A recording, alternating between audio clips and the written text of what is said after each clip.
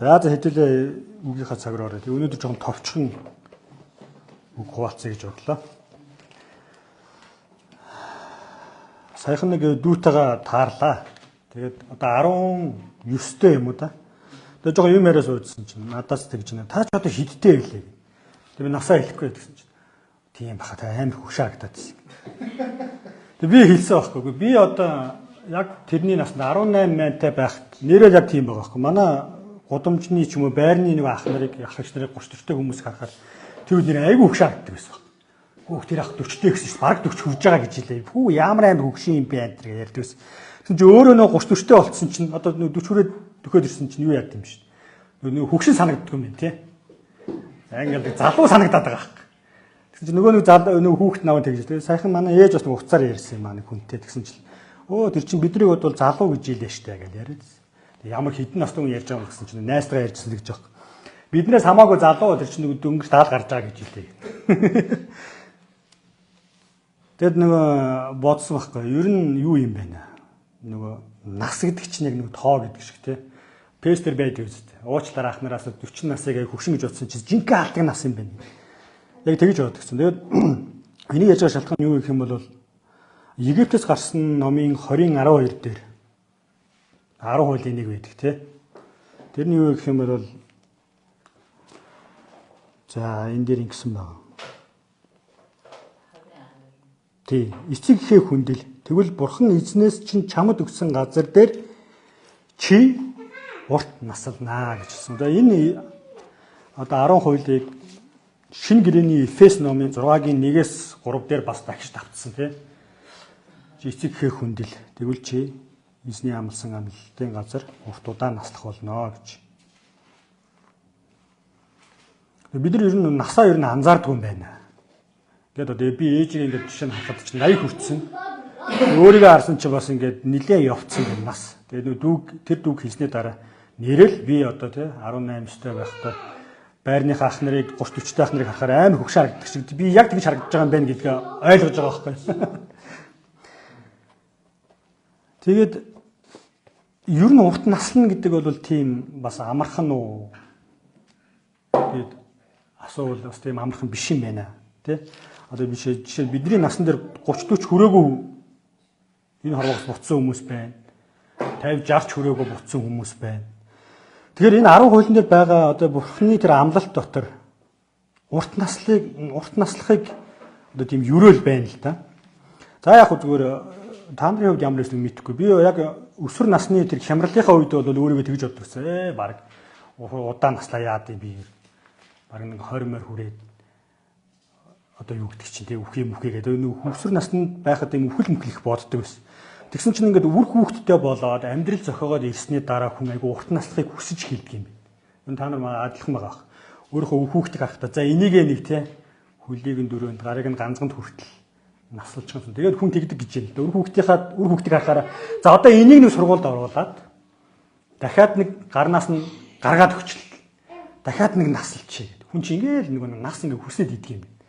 Тэг ингээхийн тулд ер нь биднэрт юу хэрэгтэй вэ гэхээр одоо энэ яг сүүлийн үеугаар ярьж ин л да нөгөө хоол хүнс тэгээд амьдрах орчин 3 дугаарт сэтгэл санаа гэсэн ийм 3 зүйлс хүний урт наслахад хамгийн нөлөөтэй байдаг гинэ. Чухал. За тэгвэл хэдүүлээ хуучин гэрээг хэрвээ харах юм бол одоо яг энэ амлалт өгж байгаа энэ үед ер нь хүмүүс хэд насладаг байсан юм бэ? Дундаж наслал. Тэгэхээр энэ одоо баг хүрэл зэвсгийн үеийн юм ярьж байна. Бид нэр бүр одоо 2-3 мянган жилийн өмнө. Тэгэхээр энэ үед ер нь хүмүүс ер нь 40 насладаг байсан гинэ. Дундаж нас 40. Тийм учраас бидний амьдрал аягүй эрт эхэлдэг. За нэг 10 эдтэй гэрлээ. Тэгэл хүүхдтэй болоод тэгэл нэг 40 хүрээл ерөнхийдөө нас болдог. Тэгэхээр тэр үед юу яагаад тэгдэг байсан гэхээр нэгдүгээр нэг хоол хүнсний аюулгүй байдал байхгүй. Махыг аягүй шүүхий иддэг байсан гинэ. Тийм учраас бүрцэлээс гэдэг өвчих гарна. За сүг ер нь баг энэ 1800-аад оны үеиг хүртэл еврочууд бол сүг ерөөсө буслахгүйгээр шууд уудаг байсан баг. Тэнгүүт нөгөө малын гаралтай өвчин их хүрдэг. Хоол хүнс. За хоёрдугаарт өвчин. Хатгалгаа гэдэг өвчин бол саяхныг хүртэл шууд өвхдөг өвчин байсан. Хамрын ханиад. Одоо салхин цэцгээ сая нөгөө манай Монголд гарч байгаа шүү дээ. Кор гэдэг. Тэр чинь бүр одоо эрт үед бол ерөөсөө хүрлээл бол бүр ингээд тахлын хэмжээнд эдгэрнэ гэж байхгүй. За 3 дугаарт нь за тэр одоо 2 дугаар тэр байгаль одоо нэг амьдрах орчин гэж ярьж байна л да. Одоо бол бид нар бас гайгүй сайхан орчинд амьдраад байна. Тэгээ эрт үед бол нөгөө байгалийн гамшиг, дайн дажин за нөгөө талаараа тэр зэрлэг амьтад энтрийн болоод хүмүүс ер нь урт насалдгүй байсан байгаа байхгүй. За тэгэхээр энэ Библиэлд нэг хүмүүсийн насыг их бичсэн байдаг шүү дээ нэг. За тэр 120 насллаа, 130 насалсан, 90 насалсан, 110 насалсан гэдэг. Яагаад хүмүүсийн насыг бичээд байсныг нь одоо бид нэг талаараа ойлгож байгаа тийм ойлгож болно. Тэр нь юу вэ гэвэл хүмүүс ер нь өсрөөл 40 насалдаг. За тэр Египтийн нэг фараон байгаа. Тэр фараоныг хамгийн өндөр нассан фараон гэж ярьдаг. Ерөнхийдөө нэг 60 гаруй настай. 60 гаруй нассан хүн бол тухайн үедээ өстэй тий гайхмаар урт нассан хүн болж. Тэгсэн чинь Библиэлд байгаа баатруудыг харах юм бол тэд нэр ягаад 120, 130 насалж исэн тэр насыг нь бичсэн бэ гэвэл тэр хүмүүсийн дундаж насаас илүү урт насалсан. Учираас тэднийг өрөөгдсөн хүмүүс гэж хэлж ирсэн байна тийм. За тэгээд энэ Левит номон дээр бүр ингэсэн байна. Левит номын 19:32 дээр буурлын өмнө босон зогс настан хүндэл гэж хэлсэн байна. Тэгээд нэг хусрал төстөр байдаг шүү дээ. Буурал толгой бол алдрын титэм юм аа. Яг л 40 насалж байгаа хүний одоо ер нь энэ толгой молгол бууралж амжихгүй шүү дээ. Тэ нэг жоохон санчинд ганц нэг цагаан өсөлгүй яах вэ? Харин бууралтлаа тэгж урт удаан амьдрын гэдэг бол тэр цаг үед энэ бол үнэхээр гайхамшиг байсан баг. Одоо ч гэсэндээ тий бид нар мэдчихэж байгаа шүү дээ хүмүүс ер нь бас заримдаа урт наслна гэдэг бол одоо ч гэсэн аюу хэцүү болчихсон. За тэгэхээр Библиэлд бас нэг юм байдаг л та нэг энэ настай хүмүүсийг хүндэл энтер гэж ярьдаг. Тэгэхээр энэ настай холбоотойгоор одоогийн нийгэмд бол яаж байгааг вэ? Нэг настай хүмүүсийг бид нэр ялангуяа Монголын нийгэмд бол үл хүндлийг айгүй гардаг шүү дээ. Жишээ нь машин бариад явж байгаа настай хүнээр хөвшүүн яах гэж машин барьд. Хөвшүүн хүмүүс яах гэж те одоо юу гэдэг гадуур дотор яваад ингээд гадаа суугаад юм зараад эсвэл нэг ингээ яваад идэх юм бэ гэж. Тэгэхээр Библиэлд биднэрт одоо магадгүй нэг заримдаа нэг яригддаггүй нэг зүйл юу гэх юм бол бид нар эцэг гэхээ нөгөө талаараа настангуудыг ер нь хүндлэх ёстой. Библийн өөрийнх нь зарчим байна. Тэгэхээр одоо хүүхдүүдийн хувьд бол бид нэр заримдаа одоо нөгөө хүүхд ингээд нэг баг байхад нь эцэг их ингээ баатар нь байдаг гэж ярьдаг тий. Хамгийн бүхнийг чаддаг. Хамгийн мундаг хүн гэж боддог. Тэгээд өсвөр насндаа болоод ирэнгүүт хамгийн хэрэггүй хүн шиг. Ерөөсөө өөрийг нь ойлгодгүй, дэмжидгүй, боддгүй хүн шиг санагдаж гэж байгаа байхгүй. Тэгээд залуу наснд бол бүр хол байгаад хөгшөөд ирэхээр ойлгох гэж эцэг их чи амаргүй юм байна. Тэгээд миний хувьд бол одоо яг нэг өсвөр настай байхдаа би ээжтэйгээ аяг хэрэлддэг байсан юм нууцгүй. Одоо магадгүй бас одооний нэг өсвөр хөлтөөчсөн гэж байгаа байна. Юу гэж хэрэлддэг байсан гэхээр та намайг яах гэж төрүүлсэн. Ийм л байсан юм бол тий. Намайг одоо сайхан ихтэй сургууль сургахсангүй надад тийм гоё амьдрах орчин өгсөнгүй, ингэж дэмжсэнгүй. Би бол яг тэгж ярьж ирсэн. Та намайг хүнд үргүүлчих гэсэн. Хүнд үргүүлэх гэжсэн гэсэн шүү дээ. Гайгүй баян айл үргүүлсэн бол би ингэж амьдраач үгүйч. Тэгээд яг ингээд өөрөө эцэг их болоод ирэхийн үед хүн ойлгодог. Юу вэ гэвэл эцэг ихийг Библиэлд яг Библийн одоо хуучин гэрийг харах юм бол тэр үед эцэг их юу байсан гэхээр одоо ч гэсэн адилхан. Хамгийн анхны багш байдаг эцэг их тийм үр хүүхэдтэй. Хоёрдугаарт хамгийн анхны хайрыг үзүүлдэг хүмүүс байдаг. Бид нэр л одоо эцэг одоо бид нэр өөрсдөө ойлгож. Гуравдугаарт нь хамгийн одоо юу гэдгийг нэг хангагч бас хамгаалагч нь байдаг.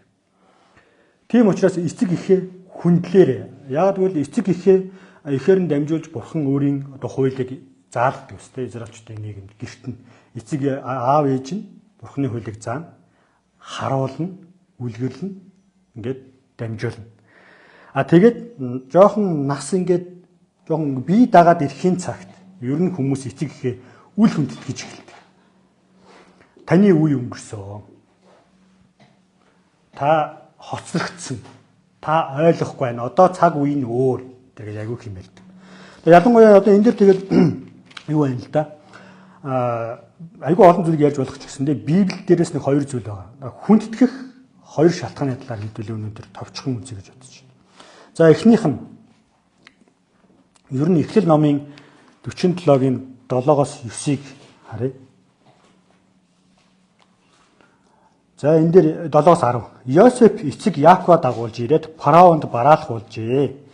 Яаков фараоныг өрөөв. Фараон Яаковаас таны нас өдөр хэдвэ гэж асуусанд Яаков фараонд цагаатшилж явсан хоногуд минь 130 жил болж байна. Миний амьдралын жилийн өдрүүд цөөн бөгөөд би хүнд бэрхийг тууллаа. Харин цагаатшилж явсан эцэг өвгдийнхээ жилийн өдрүүдэд нас минь хүрээгүй гэв. Яаков фараоныг өрөөгөө тэндээс гарч чадваа гэж хэлсэн байна. За энэ дэр нэг ийм асуусан те. Йосеф эцэгээ ах トゥ угээ далаад хүнийг Египтэд дагуулж очсны дараа фараон дээр аавыгаа дагуулж ирдэг. Тэгээ фараон хараад гайхдаг. Төрөний хэлсэн тийм хүмүүс нэг үсрээл 50 60 дундаж нас 40 нэг 60 насалдаг байсан бол бүр цал буурал үстэй сахалтай үтэл настай хүн орж ирэхээр фараон гайхаад нас таны нас өдөр хэдвэ гэж. Тэгээд Яаков хэлдэг. Миний нас өдөр 130 жил боллоо. Гэхдээ би эцэг өвгдийнх нас нараа хүрээгүй байна. Тэгээд энэ дэр нэг юм хэлсэн байна. Миний амьдралын он жилийн өдрүүд цөөн бөгөөд би хүнд бүрхийг тууллаа гэж хэлсэн байна. Бас Авраамыг харуул бурхан хэлсэн. За чи урт удаан сайхан урт удаан наслаад эцэг өвгддээр очно гэж хэлсэн. Гэхдээ нэг талаар энэ урт удаан наслан амьдрын гэдэг бол хүнд бүрхийг туулна гэсэн үг юм байна. За бид нар Авраамын амьдралыг, Яаковын амьдралыг харуул. Ялангуяа Яаковын амьдралыг харуул айгүй хүнд амьдралыг туулсан. Тэр хүн бурханы өрөөлөөр 130 жил насалсан ч гэсэндээ тий. Яасан гэхлээр төрсөн ахтайгаа тангараг тасраад 20 жил хүний нутагт. Ер нь бол одоогор бол хөдөлмөрийн мүлжлэг автчихж байгаа хэрэг тий. 20 жил хүний нөгөө хонь хариулж байгаад хөлсөө авах гэсэн чинь нөгөөх нь хөлсийг нөхгүй. Тэгээ энэ хоёр их нэртэй болсон чи их нэрийг нөгөж явуулахгүй. Чи зүгээр баг өөрийнхөө яг ирснээрээ нутгургаа яв энэ төр. За тэгээд нэг юм яасан чинь хоёр их нэрийнх нь олон хүүхдүүдийнх нь хоорондох нөгөө хүүхдүүдийнхаа учрыг олох гэж бөө юм болсон. Тэгээд бүр тэр битгийг л төрсөн охиноо хүртэл хүнд хүчрхийлүүлж эцэг хүн шүү дээ тий амьдралд. Тэгээд яг энэ Яаковт энэ Йосефтэй уулзтлаа тэр хамгийн хайртай хүүгээ алуулсан гэж бодоод энэ Йосефийнхаа дээлийг аваад хэдэн жил лээ. Ер нь дээлийг нь хадгалж яадаг шүү дээ. Бид нэр бол магадгүй монголчууд ер нь эцэг эхийнхээ үр хүүхдийнхээ хувцсыг нь хайдгүй шүү дээ. Хаяа үнэрлээл тий аавынхаа ээжийнхээ үнэрийг үнэрлээд унтж байна. Тэгэхээр энэ Яаков өөрөө энэ фараонд яг ингэж хэлсэн байна. Миний урт удаан амьдрал дундаа би маш олон зүйлийг би давж тууллаа гэж. За тэгвэл бид нар яг энэ Библи дээрээс ингээ харах юм бол бид нар ялангуяа эцэг эхийгээ. За ер нь 20-од оны хүмүүс баг дууссан дөө баг байхгүй. Тэ? За 30-од оныхан бас баг байхгүй. Манай ээж бол 40-од оны хүн. Тэгэхэд 80 хүрчихэж байгаа. Тэгэхээр тэр хүн миний ээжийн үеийн настай ээж эцэг эхтэй хүмүүс байгаа бол бид нар нэг талаараа тэднийг юуг нь ямар талаас нь хүндлэх ёстой вэ гэвэл бид нар тэдний туулсан амьдралыг нь харж хүндлэх ёстой гэдгийг Библийн дээр хэлж. Ер нь Библийн нэг өгж байгаа санаа нь юу вэ гэвэл тэгэхээр манай ээж бол яг би зүгээр ээжийнхаа л жишээгээр тийм манай ээж яг ингээл нэг би боддог юм байна. Пестер ингээл хүмүүс ярьдаг шүү дээ. Би өстой амар зовж амьдэрж байна. Би өстой бүхнийг болгож байна. Хүндийг туулж байна гэдэг ингээл нэг эмгтээчүүд ч юм уу эрэгтэйчүүд ч юм уу тийм хүчрхэг эмгтээ. За би тэрийг гэхдээ үгүйсгээгүй шүү. Ер нь бол болгож бүтээж байгааг би миний хувьд бол хүндэлдэг. Гэхдээ бидний эцэг эхийн 40 50 оны 50 60 70 тэр 80 90 оны тэр туулсан амьдралтай харьцуулбал ер нь зовлон гэж хэлж байгаа хэцүү. Ер нь хичмээ шүү. Зарим хүмүүс бол би чи эцэг ихтэйгээ зүгээр ярилцаа суугаасаа гэж боддөг. Мэдгүй зарим хүмүүс ярьдаг үсгийг мэдхгүй. Аавтайгаа, ээжтайгаа за таны залуу нас, таны хүүхэд нас та энэ гэр бүлийг тэр амьдралыг та туулахдаа юуг туулж та өдний зэрэгт бидний хүн болох гэж юу туулсан бэ гэж яриад үзвэл айгүй өөр юм байна. Тэр 30-аад оны хэлмэгдүүлэлтийн үед амар шүү дээ ер нь. Тэ. Бүх үй төрөнг нь хураагаад хүүхдийн аваад нүхрийг аваад эсвэл үр хүүхдийг аваа явчихна. Тэгээ тэр дунд тэр хүн үр хүүхдээ гэр бүлээ тэ хүн болгох гэж амьдралын дунд ингэ нухацж байгаа. За манай ээжийн хувьд бол яасан гэхээр за манай ээж бол яг тэр 90-ад онд одоо тэр нэг зах зээлийн үе гэж ярьд юм да. За би бол нэг сайн сандгүй маа бидний үеийнхэн бас сайн сандахгүй байх. Гэхдээ жоохон мэдрээд ид. Тэр үед яасан гэхээр ерөөсөө бүх хүмүүс ажилгүй болоод орлогогүй болоод амьдралгүй болсон. Эдийн засгад. Нөгөө талаараа үжил суртлын хувьд бол нөгөө хүсэж мөрөөдөж исэн систем нь нураад унтсан. Тэгээд бүгд яг нэг төвшөнд очисон байна, тий. Ажилгүй. Хоолгүй. Тэгээд дэлгүүрт юу яадаг байсан гэхээр гурвалжин сүв нөгөө ургаж байсан гой юм хоёроос өөр давс өсөн 3 өмнөөс өөр юм юу ч байхгүй.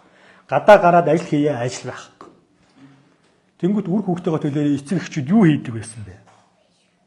Бүхний хийдэг. Манай ээжийн хувьд бол энэ одоо яг энэ сансрын энэ байрнуудын цэвэрлэгийг хийдэг. Гадуур арх шагналдаг байсан. Манай аав гутал тосолдог байсан. Хүний гутал янзлаад тэгээд шилааз түүгээд юу янз бүрийн юм хийдэг.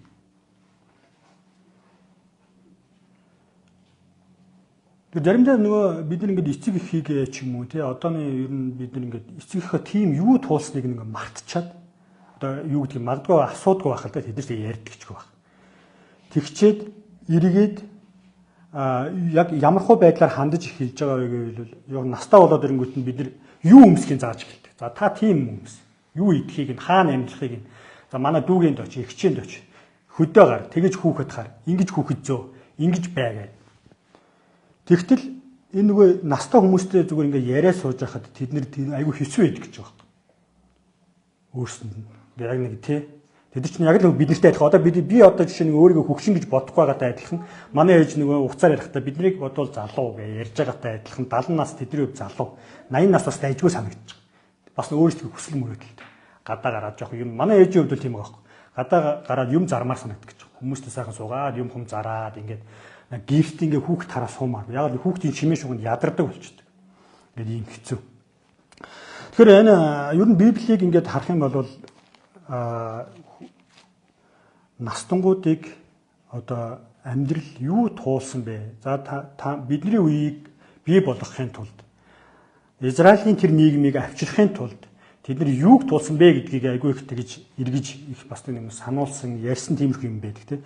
Солонгосчууд бол хурцлын айгүй сайхан яд юм бэл хүндэлт юм бэл тийм. Бүр ингээ бүтгэгдсэн хүмүүсээ. Яг гэвэл тэд нар манай энэ нийгмийг бүтээхийн тулд өөрсдөө зориулсан гэдгийг мэдчихэж байгаа. Тэр өнөөдөр Монголын нийгэмдэр ямар байгаа вэ гэвэл яг нууцгүй хэлэх юм бол тэр шударгаар л ярив. Ер нь хоцрогдсон гэж ярьж байгаа. Үл тоол, үл хүндлэл, хөгшин юм байж тэгчж явлаа. Хөгшин юм байж инглээ настай юм биш гэдэг. Тэгвэл итгэвч бидний хувьд ямар байх ёс одоо яагаад бидний хувьд хүндлэх ёстой нэг шалтгаан юу гэвэл бид нар тэр хүмүүсийг юу туулсан бэ гэдгийг бодож байгаасаа гэж бодож байна. Ялангуяа за бүр хүн биш юм ахад зүгээр өөрсдийнхөө эцэг эхийг зүгээр асуугаар. Үнэхээр зүгээр өстой нэг одооны хүмүүсийн ажил бол жинхэнэ хүндбэрхийг туулж биднийг одоо хүн болгосон баг. Тэр үеийн хүмүүс тэгээд аймаа олон хүүхэдтэй 7-8 хүүхэдтэй. Тэгэл тэдний хөдлөө ингээл яваад тэмцээлээ өвдөөл зовоод өвдлөө гэж хэлэх байхгүй. Тэгэхэд одоо бол яаж вэ? Би тэгж зовж байна гал те. Тэг би бол заримдаа тэр талаас жоохон ичдэг юм а. Тэгээд яг хөө зөвөр нэг талаараа итгэгч нарын хувьд бид нэр гадуур явж байгаа настай хүмүүсийг ер нь бол тэр 90-ад оны тэр хүнд хэцүүг үр хүүхдүүдийн адилхан л өсгөх гэж олон зүйлийг давж туулсан гэдэг талаас нь бас ингэж бодосоо гэж хүсэж байгаа. За хоёрдугаарт нь юу гэх юм бол яг нөгөө хэрэг би түрүү хэлсэн хэрэглээ талаас нь бид нар настай хүмүүсийг айгүй яагаад гэдэг штэ. Яг пэс мэддгүү ма. Одоо энд ингээл явж байхаар тэгдэг штэ. Этэн дээр ингээ байж байгаа нэг имээ өвөө хүрээд ирэн те. Карта бичсэн. Минийх энэ нэг юуг ингээд өгөөч. Мөнгө шилжүүлэх гэсэн. Яах вэ? Энэ мөнгө орж ичнийг хараад өгөөч гээл. Эсвэл ингээ нэг автобусны карт март ч юм уу. Тэр талаас нь бид нэг хэрэглээ талаас нь харахтаа хүмүүс юу гэж ойлгодог вэхээр эднэр юу ч мэддгүү юм байна. Ямар ч ойлголтгүй байна. Тэ хоцрогдсон юм байна гэд. Гар утас интернет. За тэр юу юм пэсмэстэй бол бүр ярилтгүй. Манай ээж нэг пэс нэгэд өгсөн. Тэгсэн чинь нөгөө хөөрхий зураг мөгаа мэдхгүй нэг амар хөл мөлөө гаргацсан юм зураг тавьчихсан байгаа байхгүй. Бидний хувьд бол тэр чинь яана. Ээж бол мэдхгүй байхгүй тэр чинь одоо тэгээ тий ямар ч нэг ийм зураг тавьд юм байна гэж бодсон. Тэр бид нар энэ талаас нь хараад нөгөө хүмүүс настунгуудыг мэдлэггүйхээс илүүгээр харин тэгтэл тэд нар маань юу вэ гэхээр амьдралд юу чухал вэ? Амьдралд юу гэр одоо жишээ нь за зүгээр авъя те хүнд ер нь юу чухал байдгийг юу одоо улс орон босгодгийг байгуулдгийг гэдгийг бүгд мэдчихэж байгаа. Яг тэгвэл тэд нар биднээс илүү урт наслсан. Яг л бид нар наслаг байхгүй. Бид нар 60 наслаагүй. Тэдний туусныг бид нар магадгүй туулаагүй. Бид нар илүү амар тайван, илүү гоё одоо орчинд амьдарч байгаа байхгүй. Тэгвэл энэтэй нэг холбоотой нэгдүгээр хаад 12-ын 6-аас 4 дээр нэг юм түүх гарнаа бас. За нэгдүгээр хаад 12 дээр байгаа. Би эндээс уншаад өгье. За 12-ын 6-аас 13 дээр нэг юм түүх гардаг. За амьд байх үед нь эцэг Соломоныхон өмнө зогсдог байсан ахмадуудтай Рехобоам хаан зөвлөлдөн энэ ард түмэнд ямар хариу өгөх хэмээн та нар зөвлөх вэ гэж асуув. Тэд Рехобоамтай ярилцаж хэрв та өнөөдөр энэ ард түмний зарц болж тэдэнд үйлчилж тэдэнд хариулахдаа ээлжиг үгсийг хэлбэл тэд үрд таны зарц болох юмаа гэж зөвлөв. Гэвч түүнд өгсөн ахмадуудын зөвлөгөөг тэр үл хайхран өөртөө хамт өссөн өөрт нь шадрагдаж ирсэн залуустай зөвлөлдөв. Тэрээр тэдэнд бидний дээр тогсон эцгийнхээ буулгыг хөнгөлж өгөөч гэж хэлж буй энэ ард түмэнд ямар хариулт өгөх хэмээн та нар надад зөвлөх вэ гэв. Түүнтэй хамт өссөн залуус түнд эцгэд тань бидний буулгыг хүнд хүчээр болгосон. Харин та үүнийг хөнгөлж өгнө үү гэж чамд хандаж буй энэ ард түмэнд хариулах та. Миний чигчи хуруу эцгийн минь ууц нуруу насч бүдэм юм. Миний эцэгт нь та нарт хүнд буулга үүрүүлсэн бол би түүнийг чинь илүү хүнд болгоно. Эцэг минь та нарыг ташуураар сахилгажуулж байсан бол би та нарыг хилэнцэд орхоогоор сахилгажуулах болно гэж хэлээрэй гэв. Хаан 3 дахь өдөр над руу буцаж иргэж тушаасны дагуу Рехобоам ба бүх ард түмэн 3 дахь өдөр Рехобоамд бараалхав. Тэгээд ахмадуудын өөрт нь өгсөн зөвлөгөөг хаан үл хайхран ард түмэнд хатуу ширүүнээр хариуллаа гэж хэлсэн байна. За энэ яг одоо ингээд бүр эртний үеийнх мөртлөө яг одоо яг энэ цаг үетэй яг шууд яг бидний магадгүй зарим тий одоо 4 дахь харуулж байгаа. Тэгэхээр энэ Рехобоам гэдэг хаан ерөнхийдөө яг Израилийн тэр үеийн одоо нийгэм ерөнхийдөө хоёр хуваагдсан. Рехобоам гэдэг хүн дээр юу ярьжсэн тий Давид хаан өөр яг Юда овгийнхныг нөгөө улс төрд оруулсан байсан учраас тэгээд Рехобоам тэрнээс болоод ингээд юу гаргасан. Бослог гаргаад тэгээд энэ ахмадууд өгсөн зөвлөгөө нь юу гэсэн гэхээр 7 дугаар эшлэл дээр байгаа тийм. Энэ ард түмний зарц болж тэдэнд үйлчилж тэдэнд хариулахдаа ээлдэг үгсийг хэлбэл тэд үүр таны зарц болох юмаа гэж зөвлөсөн. Харин хаан бол хүлээж аваагүй. Ахмадуудын зөвлөгөө хүлээж аваагүй. Өөрийн үеийн залуучдын зөвлөгөө хүлээж авсан. Тэгээд хатуу ширүүнээр хэлснээс болоод Израилийн хаан тулс хоёр хуваагдсан. Би танаас асууя л да. Та ер нь хинээс их зөвлөгөө авдаг. Ер нь залуу бид нар бол одоо найз дээрээ л очдөг дүү те. Найз дээр их очино.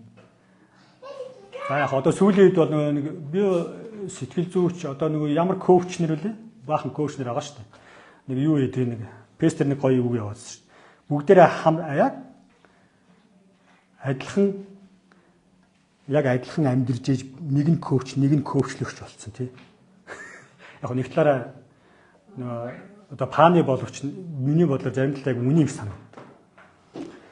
Тэгээд хүмүүс одоо жишээ нь ингэж байгаа байхгүй. Ингээд гэр бүл салах гад ч юм уу. За нэг ингээд нэг юу боллоо. Эхнэр нөхөр хэрэлдлээ гэж бод. Тэнгүүт аав ээж дээрээ очтгүй шүү дээ хүмүүс. За ер нь настунгуудаас зөвлөгөө авах юм байхгүй тий.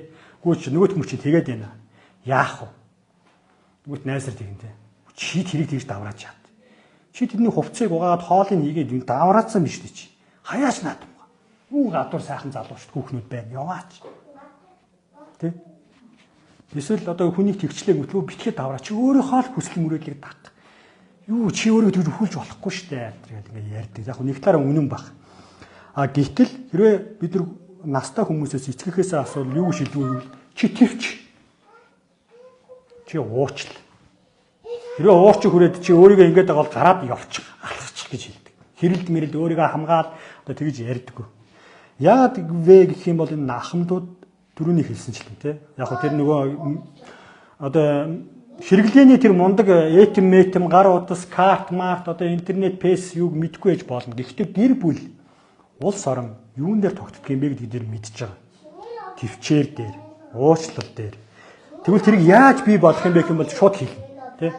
Чи тэгээ нэг талаараа одоо намайг бол хамгийн сайн мэддэг хүн. За би нэг сэтгэл зүйчээс очиж асуухаас өмнө би ээжээсээ асуудаг байхгүй. Ээжээ ер нь надад юу зүгээр вэ? Яг бол миний ээж намайг мэдж байгаа. Нялхаас нь ахуулаад энэ яг хүүхэд ямар зан ааштай билээ, юунд дуртай билээ, уурлахаараа яадаг билээ, ямар тэнэг зантай билээ, тэ? Бид нар ч хүүхдийг мэдж байгаа шүү дээ. Миний хүүхэд нэг ийм юм болчихно. Миний охинд нэг ийм юм тус хөргөчөндөө гэж. Тэр бидний хувьд эцэг эхээ хүндлэхтэй нэг талаараа эцэг эхээс зөвлөгөө ерөөсөө авдаггүй юм байна л да. Ерөнхийдөө үл ошоодаг. Тэгээд найз нөхдөдөө зөвлөгөөр аваад ч юм уу гэр бүлийн салдаг ч юм уу эсвэл ингээд ажил хөдөлмөр одоо карьергүй болдог ч юм уу тийм ингээд будаа болчдөг. Тэгээд тэрний дараа яадаг вэ гэхээр амаа барьдаг. Яг Библийн нэг мэрэгэн юу гэдэг вэ гэвэл тэгдэг те. Та нар одоо Иремья номон дээр байдаг л да. Тэр нь юу гэдэг вэ? Изекэл номон. Изекэл 7:26-ыг үзсэн мэхлээр би ахмадын зөвлөгөөг үгүй болгоод өтгсийг тасдна гэж хэлсэн. Энэ юуг хэлж байгаа вэ гэвэл нөгөө тэр ард түмнийг сүрэл рүү удирдахдаа яг нөгөө амьдрал мэддэг хүмүүсийг нь устгах гэж байгаа юм. Ахмадуудын зөвлөгөө байхгүй болгоно. Хэн нэгэн ирээд миний хөө твч, миний хөө уучил, миний хөө ингэдэг гэж хэлхийн оронд арай өөр юм хэлнэ шүү дээ. Одоо тэмцэн мэмч гэдэг юм уу те. Иймэрхүү байдлаар.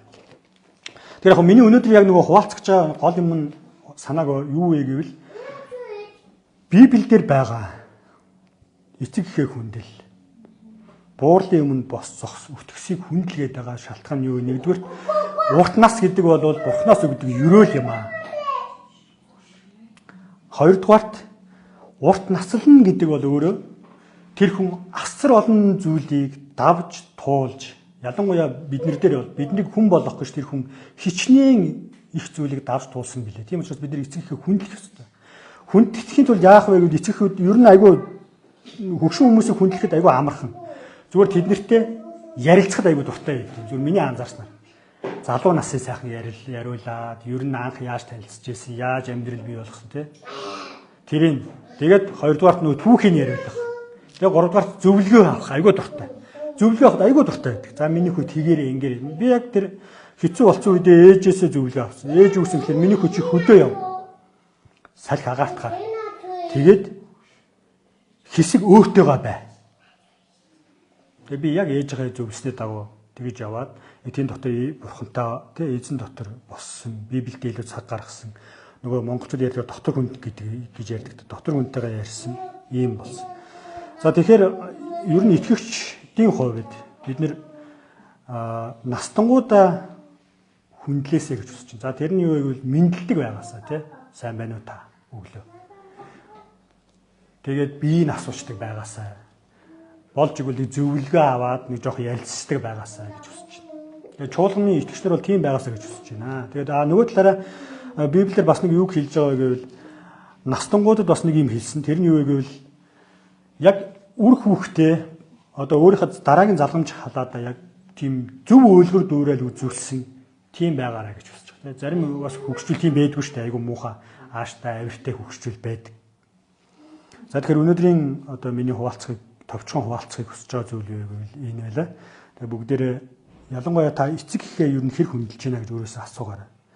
Тэгээ хэр их амьдралын заагаад байна те нэг жоо хүүхэд чиг загнаа явж идэг шүү дээ. Тийм хувцс юмс, ийм хоол техник очих хүүхэд хаар ингэж хүүхэд зөө гэхээсээ илүүгээр миний ээж аав яамаар байна те. Ядаж сайхан түүхийн яриулаад хамт зөвлөгөө сонсоод ингэж байгаасаа гэж хүсэж байна. Нөгөө талаараа бид нар гадуур явж байгаа хөгшч настаачуулыг хүндлээсэй, мэдлээсэй гэж хүсэж байна. За тэгээд өнөөдрийн миний хуваалцах зүйл юм байла. Тэгээд хамтдаа эзний нэрээр залбирцгаая. Залбирахдаа би бол урт насхыг хүсэж байна.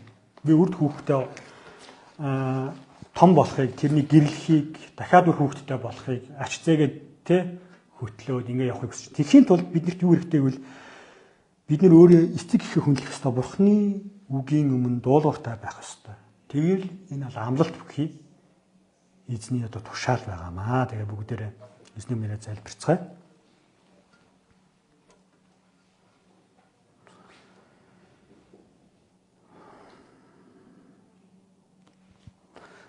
Аава танд баярлалаа. Тэгээд яагаад гэвэл таны тушаал бүр зарим нь үнэхээр зүгээр дагсны төлөө та ерөөлийг өгдөг. Хүн болгон урт амьдрахыг хүсдэг. Урт удаан, эрүүл, элэг бүтэн аж аргалтай амьдрахыг хүсдэг. Тэрний суурь нь тэрний гол зүйл нь та өөрөө амласан. Эцэг гэхээ хүндэл. Тэгвэл чи энэ дэлхийд урт удаан наслана гэж хэлсэн. Бид нэр урт удаан насалж үр хүүхдээ 90 цент гэр бүлтэй болж элэг бүтэн амьдарч тэднийхээ үр хүүхдийг бид нар харахыг хүсэж байна. Эзэн тэхийн тулд бид нар бас эцэг гэхээ хүндэлдэг баймаар байна. Бусад гадуур явж байгаа одоо Монголд байгаа тэр өндөр настангуудаа ард түмнийх өрнөс настангууд бид нэр хүндлэхийг хүсэж байна. Мэдлдэг баймаар байна. Ярилцдаг баймаар байна. Сонсдог баймаар байна. Тэд нар бид нарыг өнөөдрийн энэ амьдралыг авчрахын тулд тэд нар өөрсдийн бүх зүйлээ биднэрт зориулсан. Тийм учраас бид нар тэрнийхэн төлөө тэднийг хүндлэмээр байна. Сонсомоор байна. Тэд бид нарыг хүүхэд чиг загнадаг тийм биш. Тэгээ манай чуулганы хувьд ч гэсэндээ бид нар бас настангуудаа хүндэлдэг, тэднийг сонсдог, мэндэлдэг, ярилцдаг байхыг хүсэж байна. Тэгээ манад биднэрт байгаа эцэг эхийн төлөө тань талархлыг өргөж байна. Үнэхээр баярлалаа. Тийм ээж өгсөнд, аав өгсөнд. Бид нар бас сайн эцэг их байж урт удаан наслахад та биднэрт ерөөлөө хайрлаарай гэж хууж байна. Тэгээд бүх алдрыг өргөж эзэн Есүсийн нэрээр залбирлаа. Амен. За.